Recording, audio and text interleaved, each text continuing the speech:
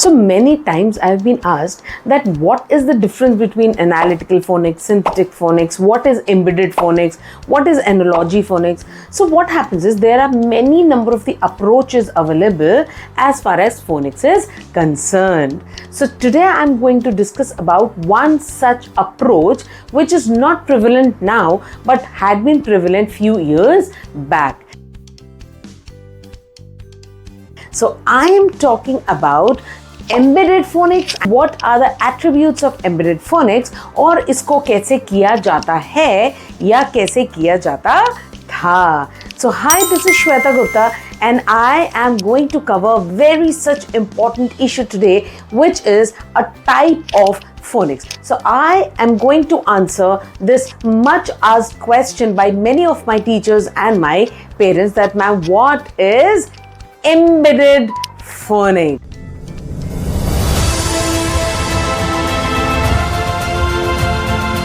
ये embedded phoenix क्या होता है? सिंथेटिक फोनिक्स तो हमने बहुत बार सुना, लेकिन ये एम्बेडेड फोनिक्स हमने नहीं सुना. But before starting what is embedded phonics, I request every one of you to please subscribe my channel. If you have not subscribed yet, kindly do it now so that you can receive all of my videos on time. So let's begin. Let's rock. Embedded means something which is there in between, like the seeds in the lemon. So the seeds in the lemon are embedded in the lemon. If I'm talking about phonics, embedded phonics, it means that it is not at all going to go in a synthetic approach. We are not going to start from the letters, we are not going to start from the sounds, we are not going to start from the very basic level of phonics. But as soon as the child is reading the text, as soon as the child is writing the text, and if the child is stuck somewhere, if the child needs to be understood about a certain word or a certain sentence, then in that case the teacher gives the concept of that particular word with the help of the sounds and the letters. So that is what is known as embedded phonics. Now embedded phonics is also known as implicit phonics or the incidental phonics. Now why incidental? Whenever you are reading a text and if the child is stuck at some word, then only with the help of the sounds we teach that, oh, these are the sounds, and that is how you are going to blend and segment the word. Now see, integrated into other reading activities. It is not taken as the first step. Phonics is not taken as the first step. But once the child is reading or writing or is performing some comprehension techniques, then only we cater to the needs of the sounds and the letters and the blending and this segmenting. And that is why we call it as the embedded phonics.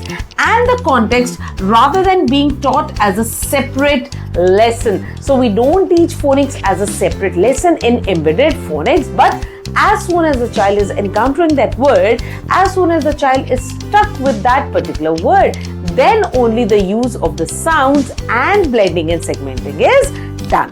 So the phonics skills are taught as needed, not as per the chapter, not as per the lesson, but it is as per the need when encountering unfamiliar words during reading or writing. So if the child is encountering some unfamiliar word or the familiar word but the child is stuck at that particular word, then only the sounds, blending and segmenting techniques are given to the children. So I hope this is understood to you, and this is a very basic concept, but nowadays we are not at all effective with the embedded phonics. We don't practice embedded phonics. Some of the schools which follow the analytical technique, they might follow the embedded phonics, but nowadays mostly all the schools are following the synthetic phonics technique. Let us proceed further. Okay, so a child might learn to decode the word shout. So let us take the example. Suppose the child is reading the text and the child is stuck at a point where the child is not able to read this word. Then the teacher might introduce the concept of the sound and might give them the concept as sh, the sound for sh, then a, the sound for ar, and then k, sh, a, k, sh, a. So then at that particular point, the teacher might introduce the sounds like sh, a, k, and then how to blend it. Shark, shark, shark. That is how the blending and the other techniques are followed in the embedded phonics. But they're not taken it as a concept that we are going to take 6 sounds and then we are going to take the words and the sentences. No, that is not going to be followed in that particular manner. Whatever chapter is coming in front of them, whatever text they are learning, whatever comprehension they are doing, they need to read it, and if they are stuck at one particular point, then only they will be given the concept of phonics, and that is what is known as embedded phonics. Okay, so some of the activities which actually can be done in embedded phonics but not as a synthetic phonics, maybe a teacher reading stories to a class and pointing the different sounds of a particular word. The child and the teacher may ask what are the rhyming words of that particular word.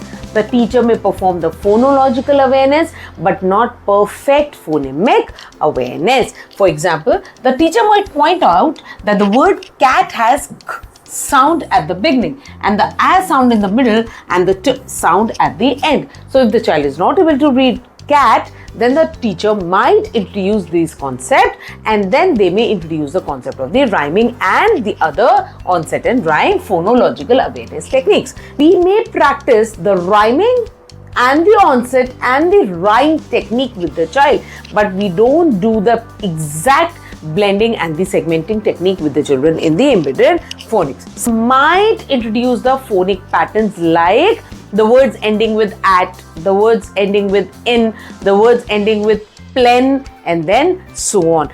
But it is not introduced into the manner of synthetic phonics. What are the benefits of doing embedded phonics? See, we all know that there are certain benefits of doing phonics. There are many benefits of doing synthetic phonics, but there could be few benefits of doing embedded phonics also. Let us see them. First, it helps the students to develop a strong understanding of how the words work. Definitely, they are not working on the sounds, so they are not earning the main point of blending and segmenting the sounds, but they are analytically learning those words, and they now start actually analyzing that how the words work, how actually the words are coming in the sentence, and how they are making the meaning, how they are getting used in the real life. It helps the students to become a more independent reader and writer. Definitely, if the child is practicing the text and the comprehension many number of the times, then definitely the child is going to become a competent reader sooner or later. So I am giving you two scenarios here. Scenario 1, where I am going to give you 10 sentences here. Okay, and you need to read and write it. Now suppose if I ask you what sort of phonics is applied here, it's your turn to tell me, is it embedded phonics or is it synthetic phonics? Similarly, if I give you few sounds like s, a, e, t, and then so on, and then I teach you how to blend it and how to segment it, and that is how you're going to form the words. Then now you tell me what is the type of the phonics that is being followed here. Is this synthetic phonics or is this embedded phonics? So comment में लिख के मुझे जरूर बताइए कि आपको synthetic और embedded phonics समझ में आया या नहीं. I'll be waiting for your comments. Bye bye.